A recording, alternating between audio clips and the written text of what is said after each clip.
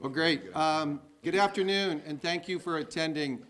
We have a very important issue to talk about today, so I'm very glad at the turnout here. Before I begin, I really want to thank Speaker Voss for initiating the task force on Alzheimer's and dementia. I also would like to thank Representative Diane Hesselbein, who was the vice chair for the task force, and really all the members of the legislature that were members of the task force that was set up to study this very important issue.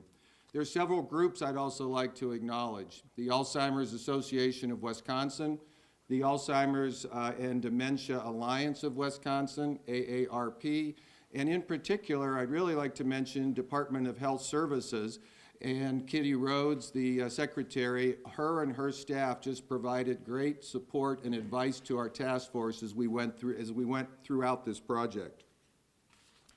The Wisconsin Care Package is it's a bipartisan effort, and these bills are designed to address an issue that's affecting over 110,000 people here in the state of Wisconsin, at least that many, that are suffering from some form of dementia, Alzheimer's being the most common form of it. And those numbers will continue to grow both in the short term and in the long run. But it's not just about those individuals that actually have the disease. It's also about those who are caregivers. It's about those people who every day are caring for their mom, their dad, a brother, a sister, a friend, or could even be a child, as dementia is starting to show up even earlier in age than it ever has before. Almost everybody has their own story to tell. My mother died of Alzheimer's or some form of dementia over 10 years ago. And I know if you talk to others, you would hear hundreds of similar stories throughout the state and throughout our nation. So this is really a story about trying to help people who may need it the most. While there is no cure for dementia, there is still hope. There's many good programs that we learned about throughout the 8 public hearings that we held throughout the state. The UW-Madison Research Center, the Mayo Clinic are doing great research work in order to try to figure out ways to not only diagnose and treat this disease, but also to hopefully cure it in the long run. We learned of great programs being done by DHS, whether it's the Music and Memory Program, dementia-friendly communities, the employer's portal to help caregivers in employment situations. It's all designed to make our cities, our communities much more dementia-friendly. There's also some very positive respite care program that currently is administered in the state by the ADRCs, or the Aging and Disability Resource Centers. So what this Wisconsin Care Package does is it really expands and makes a number of existing programs even better and improves or pushes the scope of those programs further into the state, particularly into more rural areas. We also added a few bills that provide protections for individuals with a form of dementia and also their families. But this issue isn't done today. The legislature, DHS, local communities, the healthcare providers are going to need to continue to work on this until we do find a cure for this terrible disease.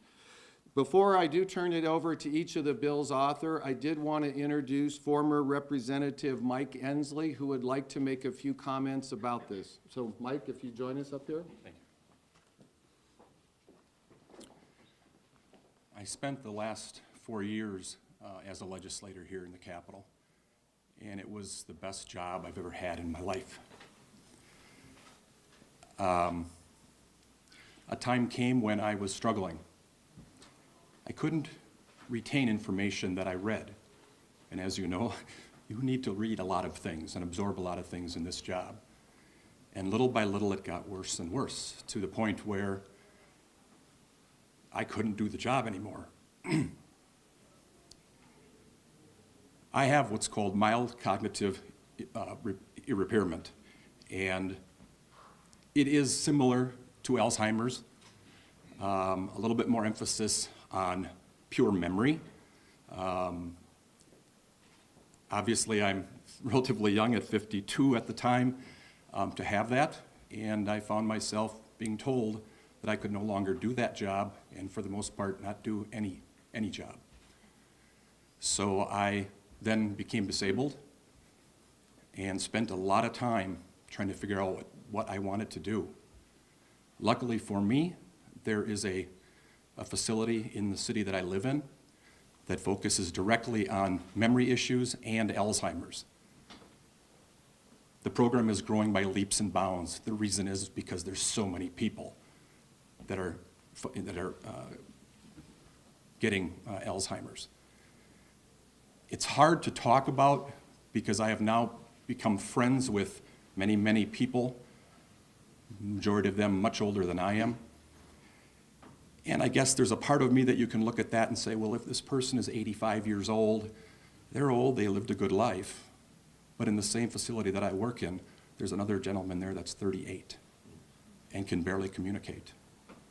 So we spend 8 to 10 hours a day with these people, doing everything from exercise to art classes, music, and you name it. The amount of feedback that we get from the family members of the people at this program is unbelievable. It is the difference between life and death, is what some of them have told me. I can't put myself in a position of some of those Alzheimer patients, but I can surely grasp the concept of what that must be like for them to have to take care of their loved one. And in some of those cases, it's a very, very sad, sad situation. I just want to thank you for the opportunity to come here and talk to you about it. All of the dementias, there's so many different kinds. The statistics are growing. Unfortunately, the membership in our program is going great guns, and I wish I didn't have to say that. I believe that for me, this is my calling now. I will be involved in Alzheimer's work in any way that I can. And I just want to thank you for bringing these bills forward, and I hope everybody just goes right along with them. Thank you very much.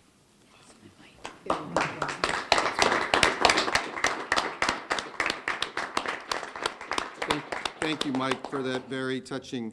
Now we're going to get into each piece of the legislation, and I'm going to introduce Representative Diane Hesselbein, and she'll talk about the first one. Okay, great. Thank you so much. And before I begin, I just want to say thank you to Chairman Rohrkaste. This has truly been a bipartisan effort throughout the state of Wisconsin.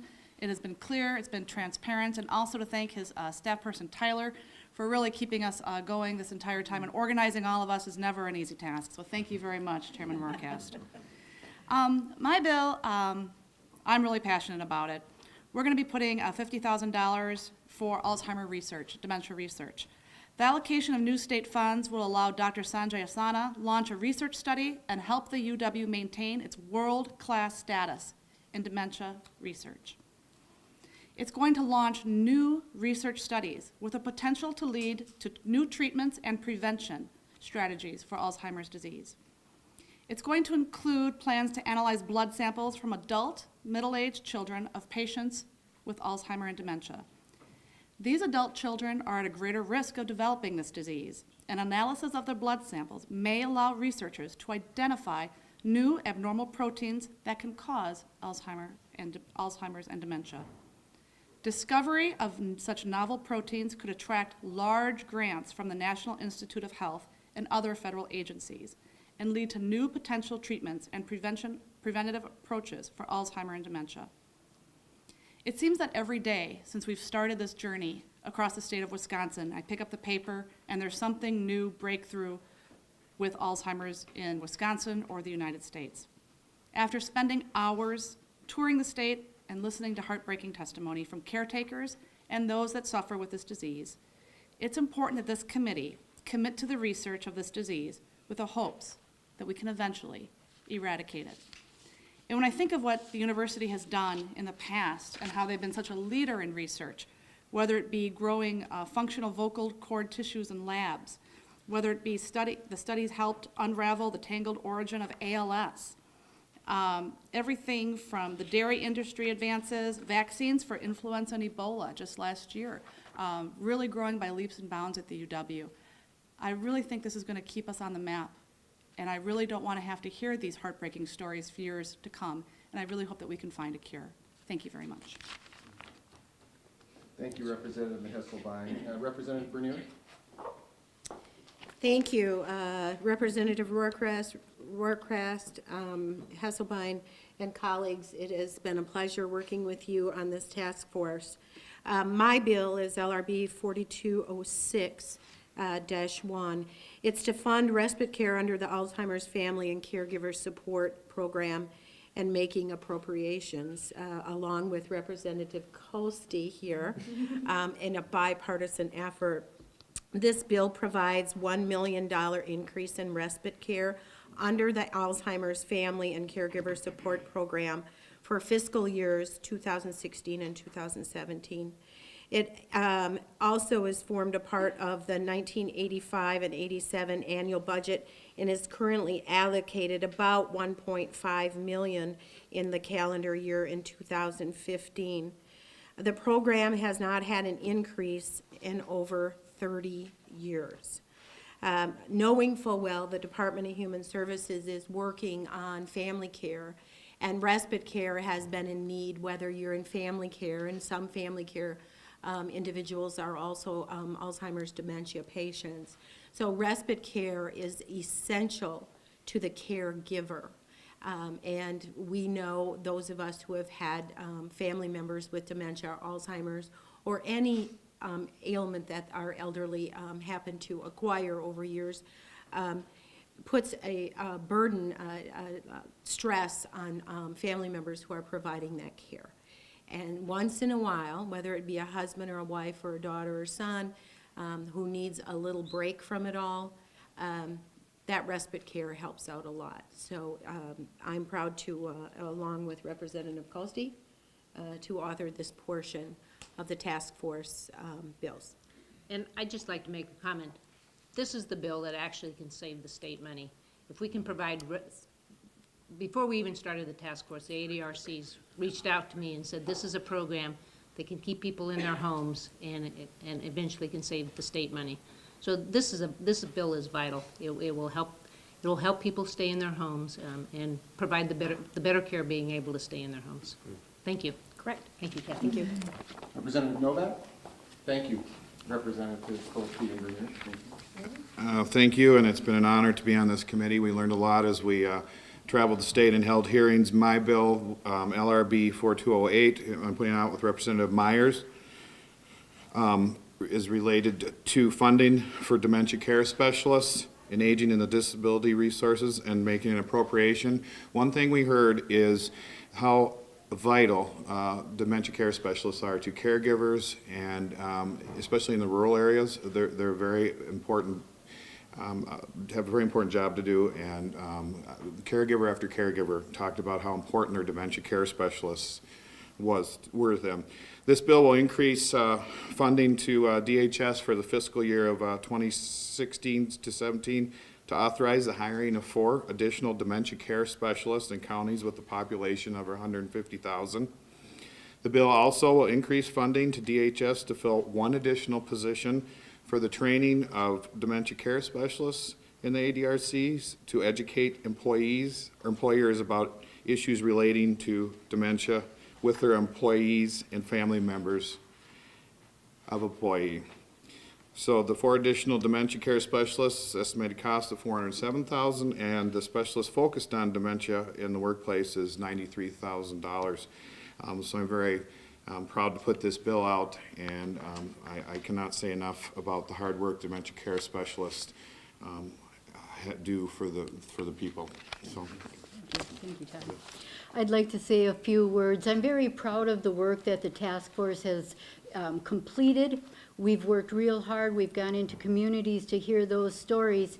And before I was elected to the legislature, I was an executive director of a nonprofit in the northern part of the state that serves seniors. Bayfield County is the second largest county geographically with 15,000 people in it. So our bill is specifically designed to help counties with sparsely populated populations. So we're going to bring resources to northern Wisconsin and some of these smaller or larger counties with few people. I know the work that the specialists do are essential to getting information out to people and families. And one of the things we learned on the task force Early intervention is critical to helping families and the person suffering from the disease get the treatment and care that they need as soon as possible. So I'm thrilled to be part of this, and I think we all did a great job. And Mike, thank you for your leadership on this. Thank you, Representative. Thank you. Representative Jagler. Thank you, Chairman Rohrkaste. The bill that I'm working on with Representative Brostoff deals with mobile crisis teams. These are often the teams that get called in when law enforcement comes across a situation where there's a mental health need. And this bill would provide funding to cross-train those members of the mobile crisis teams on Alzheimer's and dementia, because while oftentimes the situation goes hand in hand on a mental health issue, oftentimes it doesn't either. And what the importance is are these first-line people to make sure that the patients get the care that they need, the proper care they need, and with the training, they will be able to identify some situations which they haven't, which is something that in one of my home counties in my district, the 37th District, Jefferson County, the dementia care specialist just 3 years ago on her way out the door, she was retiring, said it would be her dream to have a mobile crisis team, A, in place, and B, one that can deal with Alzheimer's and dementia. And it took a while, but we're getting there today with this training. And I would like to, in addition to thanking the chairs, Representative Hesselbein, Representative Rohrkaste, to also say a thank you to Assembly leadership, Majority Leader Steineke and Speaker Robin Voss, because while these bills may seem to nibble around the edges on a very, very important topic that's growing day in and day out, the first step that we do on these situations, whether it was last year with the Mental Health Task Force or Representative Nygren's heroin bills, the HOPE agenda, is to A, let the people who are suffering from these things know that we hear them and we're starting the battle and this is just the beginning, and B, to educate. I can't tell you how many times since the news releases went out that I was named to this task force that I was able to tell people about Watertown, where I live, being the first dementia-friendly city named in the entire United States. And what that means is there's a task force that goes around. They've been able to go to businesses and teach employees how to, whether it's at the local fast food joints, whether it's at the laundromat, wherever, to teach employees in Watertown how to deal or at least cope or find somebody to reach out when the situation does occur when there's a customer in their restaurant.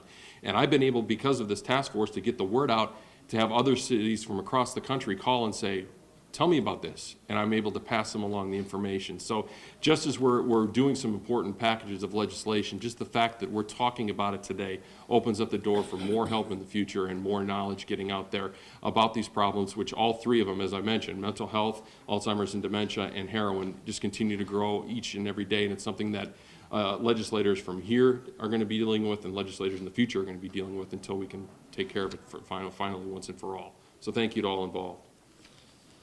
Thank you. Thank you very much, and thank you very much, Mike, for all your hard work, and thanks to Diane and the whole team here. It's been fantastic. We've got to travel all over the state, whether it's Appleton or Milwaukee or R-Neenah. We get to hear issues going on that are plaguing our state but aren't that different, whether it's rural or urban areas. This is a disease that doesn't care about your socioeconomic status, it doesn't care about your geography. This is something that affects everyone, so it's been touching to hear the stories and needs that are going on all over the state. It's also something that affects me very personally, as during his final stages in life, my grandfather was suffering from this terrible disease, and we got to see firsthand how important access to individual and the unique care involved with Alzheimer's and dementia is for folks who are suffering and for their families. So it's just been such an honor to work on this issue and help other families that are struggling with it. And these mobile crisis units and the individual and specialized training they're going to offer will help families all over the state. And it's just been such an honor to work with Representative Jagler and the whole team up here on this important issue. So thank you very much, and thanks, guys. Thank you, Representatives. Representative Tittl. Thank you. Does any of you understand or know what a person goes through with Alzheimer's or dementia. I thought I did, coming from both of my grandparents having dementia, my mother, an aunt, and an uncle. I thought I did. But I really didn't.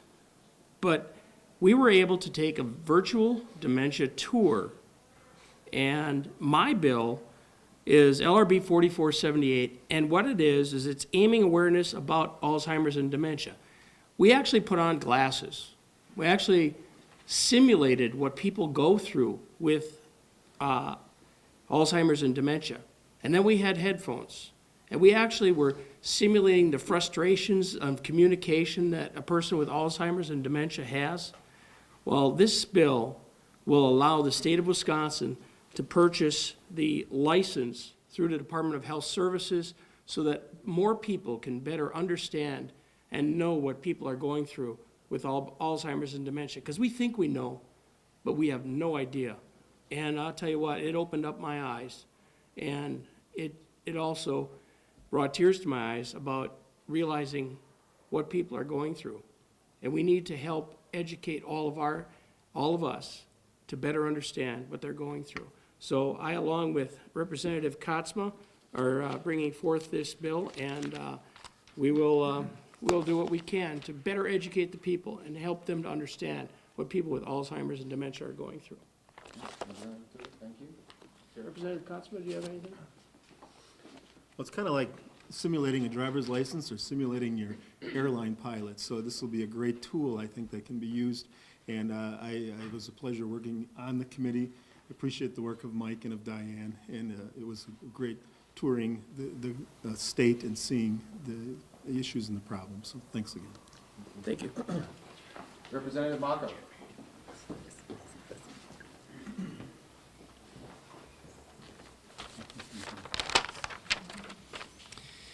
Thank you, Chairman Rohrkaste and Vice Chairman Hasselbein, and members of the Speaker's Task Force on Alzheimer's.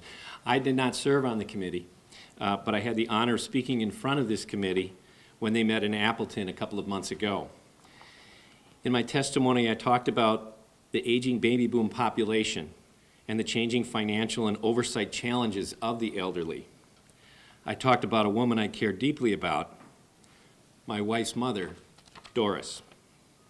Doris and her husband spent their whole life working 2 and sometimes 3 jobs to provide for themselves and their family, and they had the foresight to clearly document how they intended their efforts, how they intended their affairs to be handled once they could no longer handle it themselves. Sadly, however, once her husband passed and Doris herself eventually needed to rely on those planning documents and directives that they had intentionally put in place, the system failed them. As a result of the aging demographic, the securities investment industry have rules in place such as FINRA 2090, elder care specific continuing education requirements, and the well-used and respected standards of the 5 activities of daily living. No such elder care standards apply in the legal profession, however. I felt we owed it to our seniors to do better. That's why I'm working on a series of initiatives I'm calling the Doris Agenda. The bill we are introducing today, the first part of what I hope is an ongoing process, is asking the Wisconsin Supreme Court to require all attorneys engaged in elder care, as well as the entire judiciary, to complete biannual elder care specific continuing education, along with documented methodology and standards of due diligence. I believe that by elevating our expectations of Wisconsin's legal community in serving our elderly, we will go a long way in avoiding the hardships fallen on seniors like Doris and ensure our moms, dads, grandparents, and indeed one day ourselves the proper advocacy that we ourselves intended. Thank you. Thank you, Representative. Representative Skowronski. Thank you. Good afternoon, everybody. Thank you for being here. I was the author of the Silver Alert, which was the alert to bring a little more attention to the Alzheimer's and dementia item. It was not on the scale anywhere we had the Amber Alert at the time. That took care of the younger people up to the age of 18. Well, the Silver Alert takes it in the adult, which is 18 and over. Otherwise, there was no way that a missing person walking out of a nursing home, walking away from their home, could then be justified for the police department or the Department of Justice in order to say, mom and dad or grandma and grandpa are missing, we don't know where they're at. So that helped. So this is with what Mike and Ann are doing with this portion of it, this dovetails into it to help along on the, let's say, the legal portion of it to help them, and to, if somebody gets stopped while they're driving, to not really say, well, we're going to incarcerate you, but to look at it. And then again, with the medical assistance that would be given with the other bills that are coming up, to help these people in order to say, hey, grandpa or grandma, do you know where you're at, and things of that nature. And then to take a real serious look at with the family and saying, maybe it's time that you should maybe not drive anymore because you could have some real harm. So we're introducing our bill that would go along with it on LRB, which was 4131, to help dovetail into this and work to make this a much additional safety item for this program. Because, you know, everybody, when you get out into the weather like this, all of a sudden somebody walks away and they're not really prepared in their winter boots and clothing. They're walking away with a pair of slippers and maybe just pajamas. So this again helps, and with Mike and Dan and what they have done with the committee, I think this is good. This is an item that we have maybe forgot about it a little bit because we weren't that close to it. Now this brings much more prominence to that particular condition that we have, and we're all facing it. And we want to make sure that everybody is taken care of, and this is another great step in order to make that happen. Thank you, sir. Thank you, Representative. There's three other bills that I'll be putting forward. I'll give a quick summary and then make a couple of closing comments and then open it up to questions really on any of the bills. The first bill, the additional bill, has to do with CBRFs, or community-based residential facilities. We basically want to ensure that these units are assisted living if certain psychotropic medications have been administered to patients, that there's a notification process to the family members that's responsible for that person. So this is really about notifying them when these certain drugs may have been administered to a patient with dementia or Alzheimer's. The second bill is to design, it directs DHS, Department of Health Services, to develop a pilot, and it expands on Representative Jagler's bill to do a pilot to get two counties to work together and create what's called a dementia crisis unit. And really what they are for is to handle very serious forms of dementia that may affect an individual who becomes either a danger to themselves or to others. So it's a very specialized type program. And we want to take a pilot to see how that may work and how to bring that together. And the third is providing direction and support for DHS to develop a certification process for dementia care specialists that are providing, whether it's in nursing home or in-home care or in assisted living home care. So those are three additional bills that are part of this package. But I think I just want to summarize the top four that are listed on there. We're really focusing in on providing respite care for caregivers, expanding the number of dementia care specialists, which will help not only the patient but also the caregivers, providing additional support to employers. And that employers are not only dealing with the caregivers that are employees, but probably some employees are starting to show signs of dementia in the workplace. And then last is to provide that training. And again, we talked about some of the protection bills. So these are really to move Wisconsin forward, to show that Wisconsin cares about its elderly population and about an issue that continues to grow in significance and impact in the state. And with that, I'd be happy I could take your questions, or please feel free to ask any of the representatives a particular item. Yes? Governor Walker last night talked about a toolbox that DHS developed for addressing this issue. I don't think he specifically was talking about any of these proposals. We mentioned that what he has developed, which is great actually, and it's a resource for employers to go to help them help employees who are being caregivers to a family member. So it's helping the company come up with programs or ways that they can help employees that may be impacted. When you're trying, I mean, I can speak personally. I was working in the business world and dealing with my mom who was in Ohio, and it was challenging sometimes taking calls and trying to figure out what to do. That portal website helps individuals with those kinds of issues. The expansion on here, though, is we want to try to move the next phase. Again, because of the aging population, forms of dementia are showing up earlier in age. There's going to be more employees that are actually going to show signs of the disease in the workplace. So it's taking it to the next step.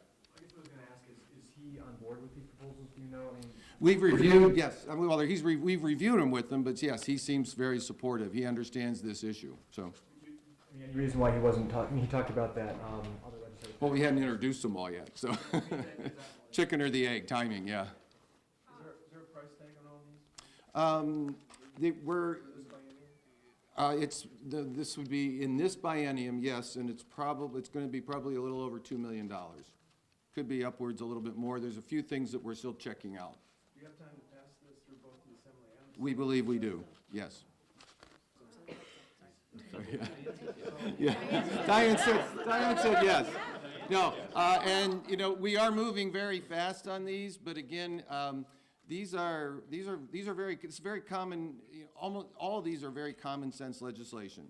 You know, I'm sure some people are going to have questions, maybe concerns, but when you're looking expanding existing programs that are really doing very good work here in the state, but we have to get them pushed out more into the rural areas, as Beth mentioned, that's what we want to do. And I think we'll be able to gain bipartisan support, and we'll be able to bring the governor's office along with it. Does your mobile crisis education, is that specific groups that are doing it, or is it targeted at police and EMS and fire who will be dealing with people in the community? Sure. I'll let Representative Jagler, if you want to address it. These are county-based mobile crisis units, and oftentimes police officers are already part of that training. This goes into, as I mentioned, one of the counties in the district I represent, the Jefferson County. They have very good folks that come out during the workday hours when there's a mental crisis situation. They have people that are already trained, so they probably won't need as much training. I think it's going to vary by county, but at night, for instance, when it's after hours and they get a law enforcement call, while the person that's coming from the Department of Health in the county may have certainly training in mental health and may have issues on other needs from the whole spectrum of a crisis situation, they may not have specific training on Alzheimer's and dementia that would be available to a quick call or someone that's going to come on this crisis unit during the day. So it's going to vary by county, I think, as to where this is going to be utilized the best. Some counties do it, mental health services, better than others, and it'll vary by county. Go ahead. Thank you, and also, last cycle, there was another bipartisan task force on mental health reform, which has now turned into a standing committee. And during that time, there was a lot of emphasis, especially in the Milwaukee County area where I represent, for these mobile treatment units for mental health specifically. And so in a lot of ways, this is just building off of the success that we've had and we heard over and over and over when we traveled across the state and even here in Madison, that was a big need, and this cross-training would help the counties specifically. So that'll be how it's mostly administered, but it's also building off of some success we've already had. Todd, Beth, the 4 additional dementia care specialists, they would be in populations, counties under 150,000? Yes. All 4 of them? Yeah, they would be, excuse me. All 4 of them would be in counties with population under 150,000, so this would exclude Brown, Dane, Kenosha, Milwaukee, Outagamie, Racine, Rock, Waukesha, and Winnebago. Do you know where they would be based in rural areas you talked about? No, We haven't no, we narrowed haven't. that down yet. No. Okay, thank you. I think the idea is to really have DHS prioritize and figure out where best, but we wanted to put that parameter because we heard loud and clear when we did the hearings out, particularly in the rural areas, that they need more of this help. Okay, other questions? Yes? Just to follow up on the finances, yesterday, Senator Fitzgerald said that there's going to be an amendment coming out probably this week from Fiscal Bureau saying that there isn't a whole lot of money, potentially, at least not as much as they originally thought. $2 million is not a huge amount in that sense, but I haven't heard that. But you're pretty confident though that there will be funding for even $2 million of the project? We're going to push for it because I think that, well, here's the best answer to that, I think, and Representative Kolste brought it up. You know, we talked about, and these bills are designed, they're designed to help people with the disease, they're designed to help caregivers, but it does help, and the best thing to do for the person that has this is to keep them in the home as long as possible. And it's best for the person. Everything that we've learned from providers is that when they are in familiar surroundings, they deal much better with their disease than when they may be forced to go to a facility. That happens to be more economical to the state in the long run. So I believe that this is an investment that will reduce cost pretty quickly, I believe, in pretty short term, because we will help to keep people in their homes longer. That's better for the patient and all the symptoms that they have, but it is better it's more cost effective as well. You absolutely want to keep these patients out of crisis and out of facilities as long as possible, because they just fare so much better in a home situation. So these are going to be a benefit to the patients, and by that very fortune, they're going to be a benefit to the state. And we really did hear the same themes over and over as we went all across the state about respite care, dementia care specialists, how important they are. But I think to get to Matt's question, I think the best person to answer that question is probably Representative Chai, who's on Joint Finance. Thank you. As these task forces were put together, being on Joint Finance in the Assembly, I have the privilege of sitting in and listening on the leadership meetings. And this task force was one of the biggest priorities for the Speaker. This is a huge issue. And if you look at our budget and you look at DHS's budget, it's the fastest growing part of our budget right now. So we more or less look at this as investments also. It's an investment for the taxpayer with wonderful outcomes for the people that are afflicted with this disease. Because as we heard, if we can keep people in their homes and keep them there longer, it's a less cost to the taxpayer and a better quality of life for the people that are suffering with dementia and their caregivers. So I would say that this is probably the top priority for our spending package for the spring session. Other questions? Again, I just want to thank all the representatives and their staffs and my staff, Tyler, and everybody. It was a pleasure. I think it's great to have this effort, and we came together. We have some very good bills, and we're going to try to push them through. So thank you. Thank you. Thank you, Mike. Yes. Thank you.